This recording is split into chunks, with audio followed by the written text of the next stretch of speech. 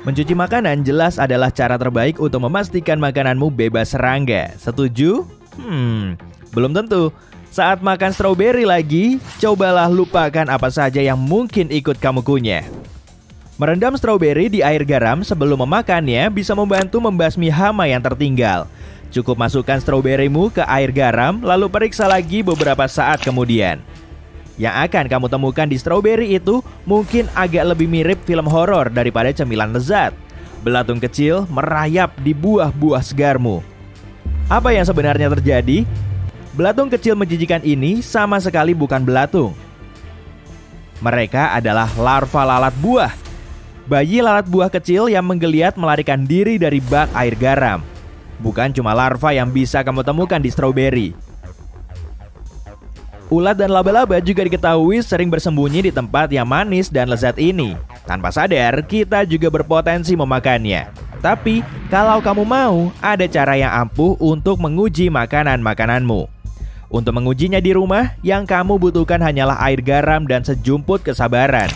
Rendam buahmu di air garam selama 30 menit, lalu tunggu dan lihat apa ada serangga kecil keluar dari sana. Jika tidak ada, bukan berarti kamu aman. Mereka mungkin sangat pandai bersembunyi.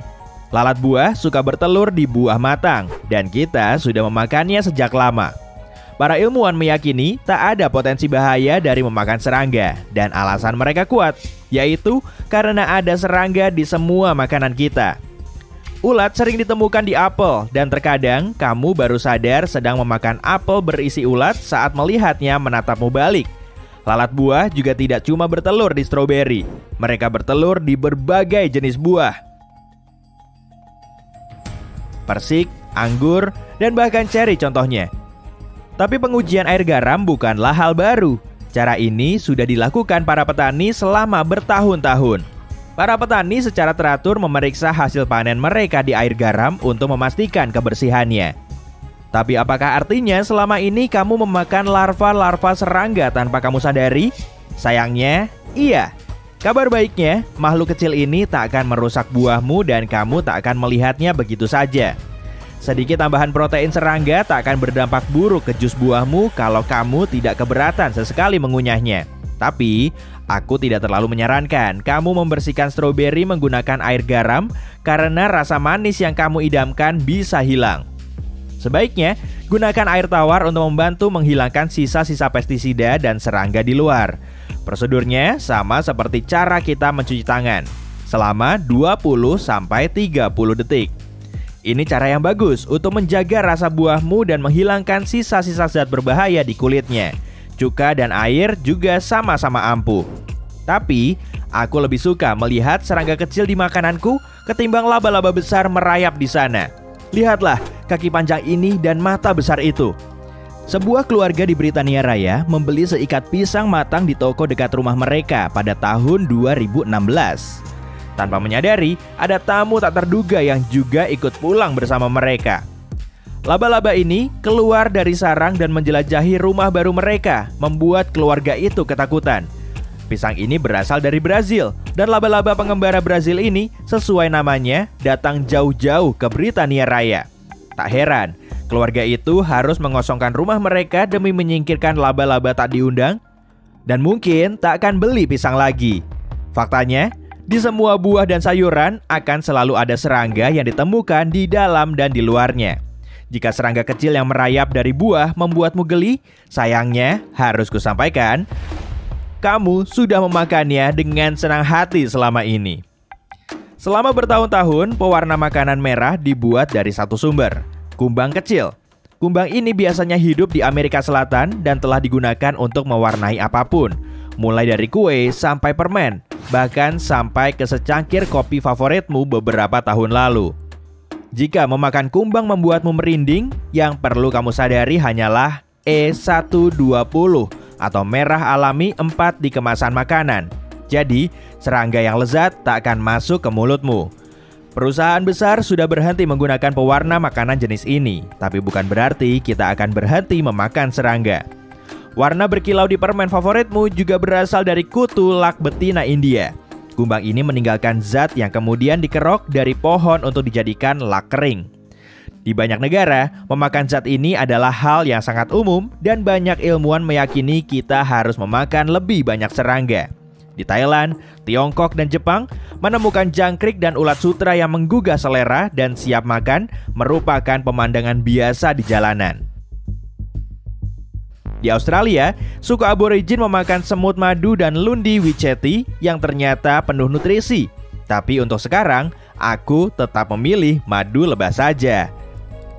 Kalau kamu suka kopi dan teh, kamu mengonsumsi serangga melebihi dari yang kamu bayangkan, yaitu lebih dari 100.000. Ada lebih banyak serangga di dapur kita dibanding di makanan apapun yang kita bawa dari supermarket. Serangga kecil ini menguasai persediaan beras dan tepungmu dengan sangat cepat jika tidak disimpan dengan benar. Tetapi sebelum menyadarinya, kamu sudah memakannya. Setiap bungkus tepung atau bumbu juga mengandung sedikit serangga yang membuat kue dan makanan kita terasa agak lebih enak. Setuju? Lada bubuk digunakan setiap hari untuk memasak dan ada lebih banyak serangga di sini daripada di rempah-rempah lainnya. Bisa ada lebih dari 400 potong serangga per 50 gram. Jadi, mungkin ini dia resep rahasia makan siang lezatmu. Memakan semangkuk kismis menambah asupan protein harianmu dengan telur lalat buah dan sampai 10 serangga utuh yang ikut dikeringkan. Gimana? Sudah lapar? Kita mungkin mengkonsumsi sampai 1 kg serangga dalam setahun tanpa menyadarinya. Jumlah ini hampir setara memakan 200 bola golf dalam setahun. Butuh berapa kali bolak-balik ke lapangan golf tuh? Bahkan coklat juga sama. Coklat dipenuhi serangga. Tapi kadarnya baru bermasalah jika coklatmu mengandung lebih dari 60 potong serangga per 100 gram. Yang sebenarnya tidak sebanyak bayanganmu. Kecoa dan ngengat juga sering ikut kecamilan kita sebagai bahan spesial yang membuat coklat bisa meningkatkan suasana hati. Ini kacang atau kaki ya?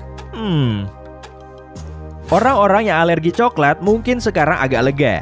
Menurut pengujian, banyak orang tidak alergi terhadap coklat, melainkan kecoak tumbuklah yang menyebabkan alergi ini. Dan bukan cuma coklat yang mengandung kecoak tumbuk. Potongan kecoak juga ditemukan di selai kacang dan keju. Jadi, mungkin bukan selai kacang lah yang menyebabkan alergi di sebagian orang. Untuk membantu masalah ini, perusahaan membuat jangkrik, semut, dan lebah berlapis coklat, menciptakan menu-menu lezat baru di seluruh dunia. Rasanya mirip rengginang dan agak pedas. Ada yang mau kue ulat coklat? Pada abad ke-19, belalang Rocky Mountain yang kini sudah punah menghancurkan tanah pertanian di Amerika Serikat. Berat pasukan belalang ini bisa sampai 27 juta ton dan berisi lebih dari 12 triliun ekor. Protein yang terkandung di sana setara dengan 40 juta sapi atau hampir setengah populasi sapi di Indonesia saat ini.